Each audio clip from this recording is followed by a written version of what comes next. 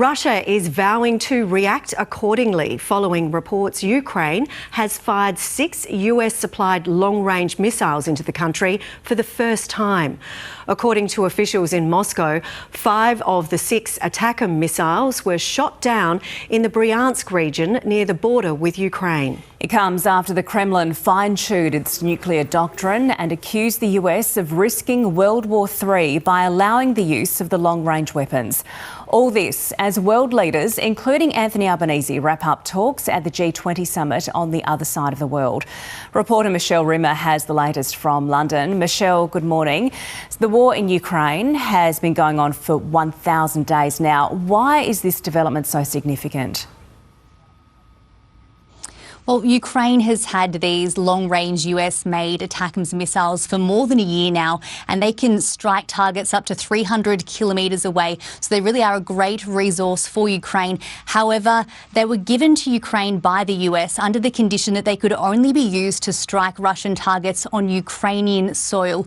That was up until a few days ago when reports emerged that US President Joe Biden had lifted that restriction, and we're now hearing from the Russian Foreign Ministry, the Russian Defence Ministry, that 6 Atacms missiles supplied by the US have been fired from Ukraine into one of Russia's border regions. And this is the first time that these Atacms missiles have been used to fire onto Russian territory, if this proves to be correct. Now, we haven't heard any confirmation from the US or from Ukrainian sources as to whether this attack did in fact happen, or whether the US has actually given Ukraine the green light to use these long-range missiles to fire across Russia's border. However, if it does prove to be true and things are pointing in that direction, then this could really be a game changer for Ukraine when it comes to how it's able to fight this war. It means that it would potentially be able to target and to destroy Russian weapons storages and Russian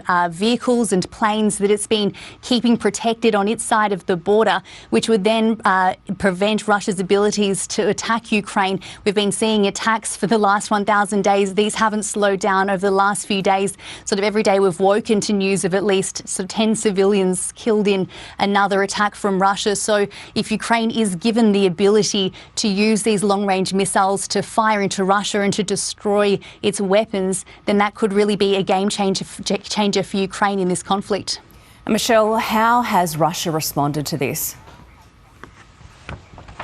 So Russia has called this an escalation in the conflict on behalf of the West. He's really pointing to the West in this and saying that this is something that the West shouldn't be doing.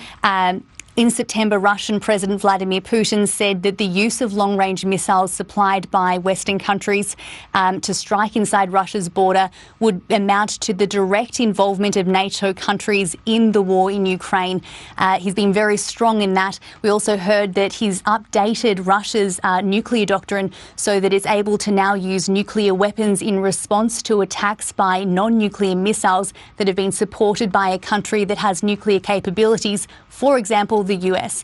So this isn't the first time that we've had threats of nuclear escalation coming from the Russian president, and European leaders have responded and said that the threats that are coming from the Kremlin won't influence their decisions when it comes to arming Ukraine in its attempts to defend against Russia's invasion.